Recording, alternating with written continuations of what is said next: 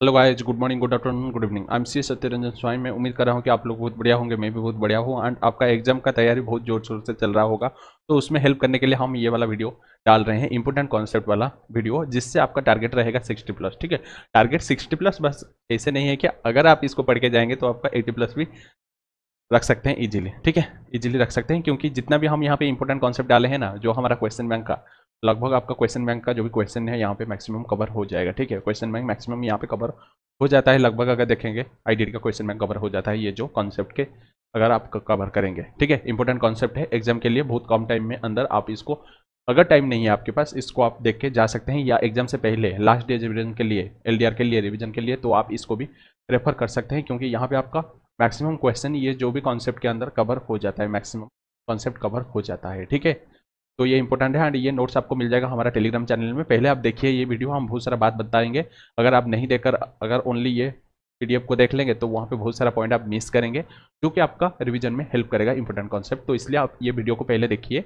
Notes आपको मिल जाएगा हमारा टेलीग्राम चैनल में। एंड बहुत सारा बुक भी वहाँ पे अवेलेबल हो जाता है, direct tax, indirect tax book, direct tax question bank, indirect tax question bank, तो सब कुछ वहाँ पे अवेलेबल हो जाएगा। कुछ भी नहीं हम वहाँ पे छोड़े हैं, सब कुछ वहाँ पे रखे हैं आपका टेलीग्राम चैनल में। ठीक है, एंड आपको सब्सक्राइब करना पड़ेगा, क्योंकि सब्सक्राइब अगर नहीं करेंगे तो ये वीडियो नहीं जाएगा मैक्सिमम स्टूडेंट के पास। एंड ये इंपॉर्टेंट है, अगर आपका कोई भी फ्रेंड है तो उसके साथ ये वीडियो शेयर करिए, ताकि उसको भी पास होना है। ठीक है, आपको पास करना है, उसको भी पास कराना है, तो इसलिए उसके पास भी आप शेयर करिए, मैक्सिमम स्टूडेंट के पास शेयर करिए, ताकि सब स्टूडेंट पढ़ पाएंगे ये जो इंपॉर्टेंट कॉन्सेप्ट है। ठीक है, इंपॉर्टेंट कॉन्सेप्ट, तो चलो इंपॉर्टेंट कॉन्सेप्ट देख लेते हैं। यहाँ पे हर चैप्टर का यहाँ पे आ जाएगा। टारगेट हमारा रहेगा 60+।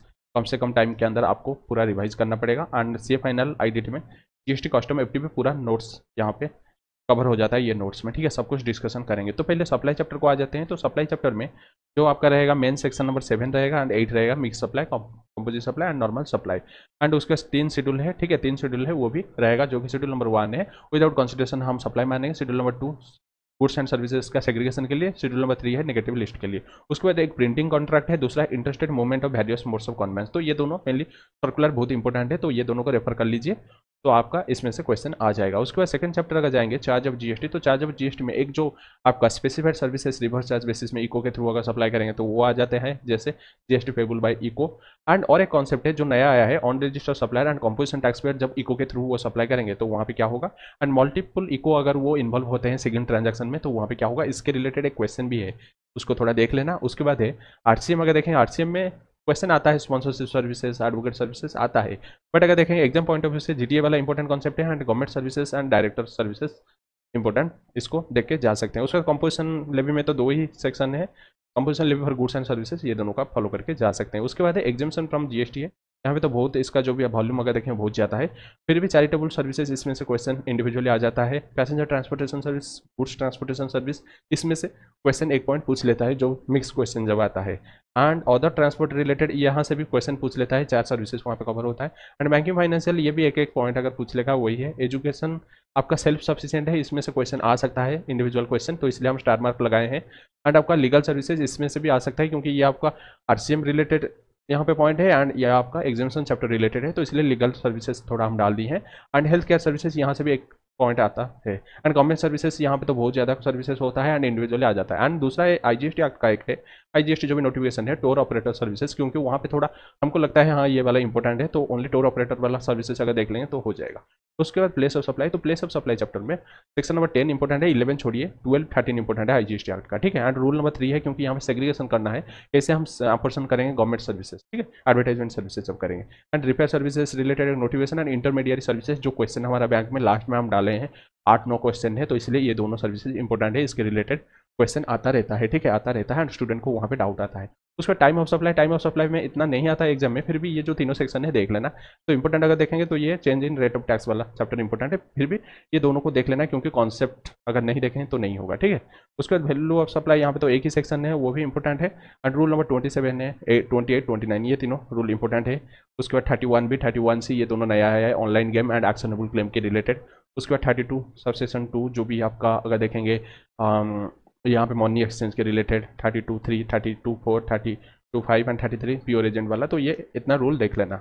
उसके बाद एक नया वहाँ पे भी अमेंडमेंट आया था, taxability of corporate guarantee and personal guarantee, and यहाँ पे हम फोकस कर रहे हैं कि अमेंडमेंट पॉइंट भी यहाँ पे कवर किए हैं, तो आपको अमेंडमेंट पॉइंट भी नहीं छूटेगा इंपॉर्टेंट कॉन्सेप्ट के अंदर से। तो इसलिए हम ट्राई किए हैं कि अमेंडमेंट जो भी पॉइंट है वो कॉन्सेप्ट भी डाल दिए हैं, जिससे आपका कोई भी कॉन्सेप्ट नहीं छूटेगा एग्जाम में। उसके बाद है इनपुट टैक्स क्रेडिट, अमेंडमेंट वाला जो भी इंपॉर्टेंट लगता है, ठीक है। एंड इनपुट टैक्स क्रेडिट में सेक्शन नंबर 16, 17 का सबसेक्शन 5 इंपॉर्टेंट खास करके, क्योंकि वहाँ पे रेस्ट्रिक्शन डाल देता है। 18 है स्पेशल वाला, एंड 19 हम रखे हैं जॉब वर्क चैप्टर में डालने के लिए। एंड 21 अगर देखेंगे तो ये आपका IST के रिलेटेड, ठीक है। उसके बाद है रूल यहाँ पे 36 अपलोड करना पड़ता है GST2B में रिफ्लेक्ट करने के लिए। 37 है यहाँ पे आपका आ जाता है पीरियड 180 डेज वाला। उसके बाद 42, 43 है आपका कैपिटल गुड्स एंड इनपुट को कैसे मिलेगा। एंड 86B यहाँ पे जो 99% मिलता है। तो ये कुछ रूल है, 5 रूल इंपॉर्टेंट है IT चैप्टर में, इसको रेफर कर सकते हैं। उसका रजिस्ट्रेशन में अगर देखेंगे आपका जो भी रजिस्ट्रेशन में इंपॉर्टेंट है, हर सेक्शन इंपॉर्टेंट है, क्योंकि कोई भी क्वेश्चन कोई भी सेक्शन से आ सकता है। फिर भी 22 आपको कॉन्सेप्ट के लिए चाहिए, 23 है एग्जाम रिलेटेड, एंड 24 है कंपलसरी, 25 प्रोसीजर है, एंड 25 के साथ एक है आपका आधार ऑथेंटिकेशन का कॉन्सेप्ट है। तो इसलिए हमारा जो पेज नंबर 78, 79 में एक डायग्राम है, उसको अगर देख लेंगे तो पूरा आधार ऑथेंटिकेशन हो जाएगा। बहुत सारे टीचर आधार ऑथेंटिकेशन को पूरा 40-50 पेज में डाले हैं, बट अगर आप 2 पेज में देखेंगे तो आधार ऑथेंटिकेशन उसका टाइम लिमिट थोड़ा इंपॉर्टेंट है, तो वो पूरा हो जाएगा। 27 है आपका casual taxable person, non resident taxable person. 28 है अमेंडमेंट, 29 है कैंसिलेशन, एंड 30 है रिवोकेशन। तो रिवोकेशन इतना इंपॉर्टेंट नहीं था, बट रिवोकेशन में इस बार अमेंडमेंट आया है, तो इसलिए रिवोकेशन भी इंपॉर्टेंट हो गया है, ठीक है। उसके बाद टैक्स इनवॉइस, तो टैक्स इनवॉइस अगर देखेंगे तो टैक्स इनवॉइस में हमारा जो सेक्शन नंबर 31 उसको रेफर करना है, क्योंकि 31 के साथ हम सब कुछ जितना भी रूल है उसको इनकॉर्पोरेट कर लिए हैं। तो इसीलिए 31 देख लेना एंड 34 देख लेना है। 32, 33 नहीं देखेंगे तो भी चलेगा।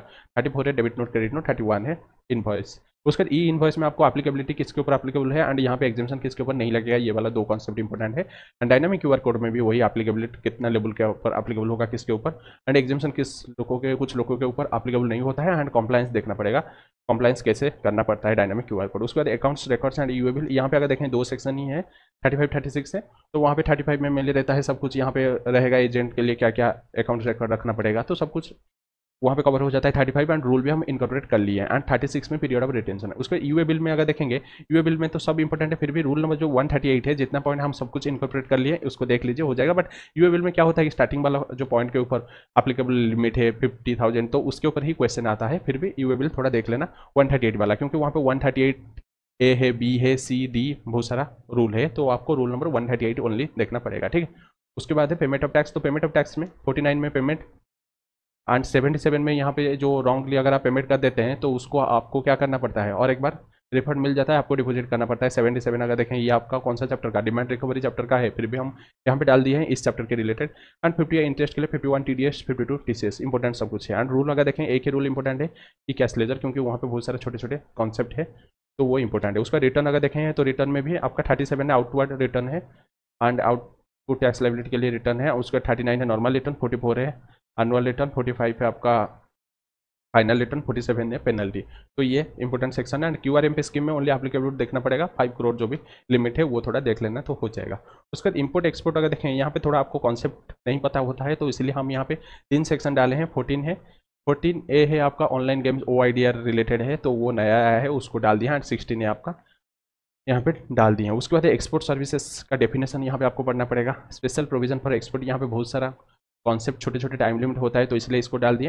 एंड डिम्ड एक्सपोर्ट के टाइम डिम्ड रिफंड कैसे क्लेम करते हैं, इतना इंपॉर्टेंट नहीं है, फिर भी हम डाल दिए हैं। तो थोड़ा हमको लगा कि हाँ ये थोड़ा टच कर लेना, क्योंकि आपका जो import export and refund chapter में बहुत सारा स्टूडेंट का दिक्कत होता है, ठीक है। एंड रिफंड चैप्टर में अगर देखें सेक्शन नंबर जो 54 है, 54 में हम पूरा RST तक हम यहाँ पे डाले हैं, हेडिंग किए हैं। तो उसमें से जो भी पॉइंट है, A point, B point, C point, E point, F, I, J, P, तो ये जो 6-7 पॉइंट है तो उसको देख लेना। हम यहाँ पे सब सेक्शन वाइज नहीं डाले हैं, ABCD करके RST तक हम डाले हैं, 20-22 पॉइंट में पूरा खत्म कर लिए हैं। आपका सेक्शन नंबर 54 बहुत ज़्यादा बड़ा सेक्शन है, एंड उसमें बहुत ज़्यादा रूल्स है, क्लैरिफिकेशन है, नोटिफिकेशन है, तो इसलिए बहुत ज़्यादा बड़ा बन गया है। फिर भी हम इसको पॉइंट में डाले हैं, तो ये सब पॉइंट आप देख लेना हमारा बुक से, तो हो जाएगा, उसमें से क्वेश्चन कंपलसरी आ जाएगा। उसके बाद सेक्शन नंबर 55 एंड 56 इंटरेस्ट के लिए, 55 है आपका एम्बेसी जो भी नोटिफाइड UN हो, तो उनके लिए कैसे वो रिफंड क्लेम करेंगे, इतना इंपॉर्टेंट नहीं है, बट कॉन्सेप्ट वाइज थोड़ा देख लेना। उसके जॉब वर्क में आपका 2 सेक्शन है, 19 है हाइटिस कैसे क्लेम करेंगे, एंड 143 2 ही सेक्शन, तो थोड़ा देख लेना, टाइम लिमिट बहुत ज़्यादा होता है। उसके बाद असेसमेंट एंड ऑडिट अगर यहाँ पे देखेंगे, यहाँ पे आपका सब सेक्शन इंपॉर्टेंट है, फिर भी सेक्शन नंबर 60 जो भी प्रोविजनल असेसमेंट 61, 62, 63, 64 एंड 65, 66 ऑडिट वाला है।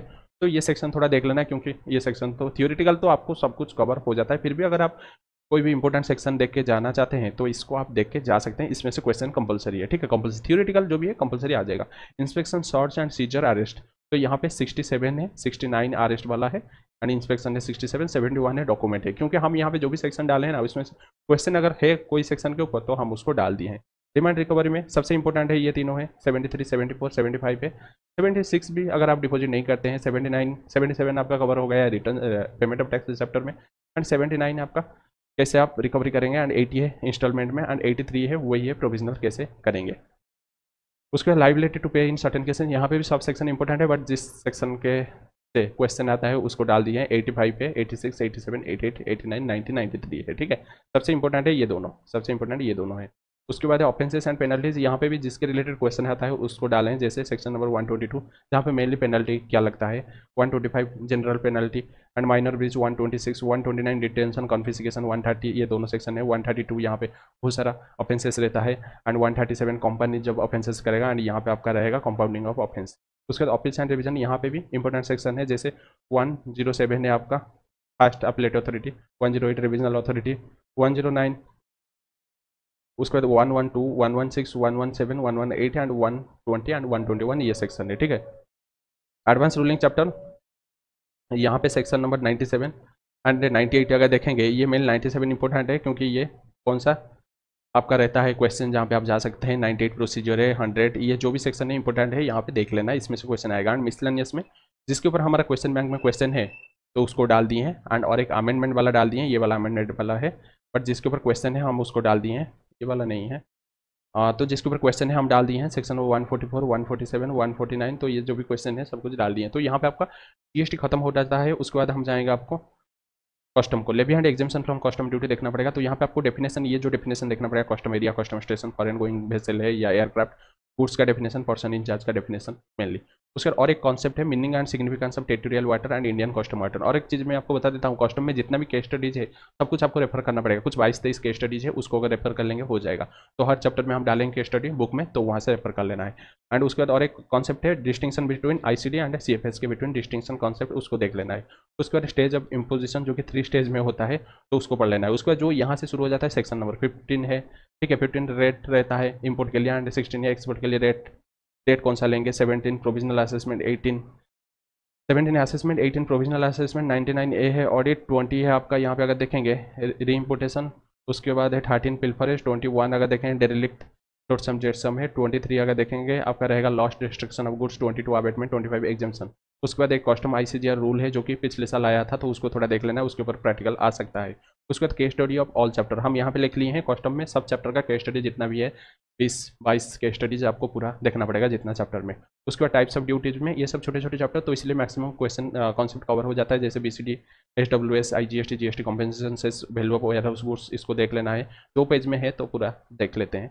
Anti dumping duty, countervailing duty, safeguard duty and protective duty, इसको देखना पड़ेगा। एंड केस स्टडीज भी देखना पड़ेगा, हर चैप्टर में है केस स्टडीज आपको देखना पड़ेगा। उसके बाद क्लासिफिकेशन ऑफ गुड्स, उसमें fast schedule of the custom तारीफ, उसको देखना पड़ेगा। जनरल एक्सप्लेनेटरी नोट्स है, rules of interpretation of the fast schedule, ये तीनों देखना पड़ेगा। 2 इंडिविजुअल कॉन्सेप्ट, यहाँ पे प्रोजेक्ट इंपोर्ट 2 बार आ गया है तो एक काट दीजिए, तो प्रोजेक्ट इंपोर्ट को देख लेना, ये भी कॉन्सेप्ट थोड़ा देख लेना, ठीक है। उसके बाद वैल्यूएशन, तो वैल्यूएशन में अगर देखेंगे कुछ टर्म्स पहले देखना पड़ेगा, जैसे board, lighterage charges, custom broker, accredited client program, ACP, FOB, free on board किसको बोलेंगे, and CIF, cost insurance freight किसको बोलेंगे। उसका सेक्शन नंबर 14 देखना पड़ेगा, एंड काब रूल देखना पड़ेगा, जो अमेंडमेंट आया था पिछले आइटम में, इस बार भी थोड़ा उसमें चेंजेस आया है काब रूल में, एंड कन्वर्जन डेट्स देख लेना है, ठीक है। उसके बाद कस्टम वैल्यूएशन रूल्स है जो कि 2 यहाँ पे देख लेना है, 3 देख लेना है, 2 में डेफिनेशन, 3, 4, 7, 9, 10, 1, 10, 2 एंड 12 देख लेना है। ये रूल देख लेना तो हो जाएगा आपका वैल्यूएशन चैप्टर।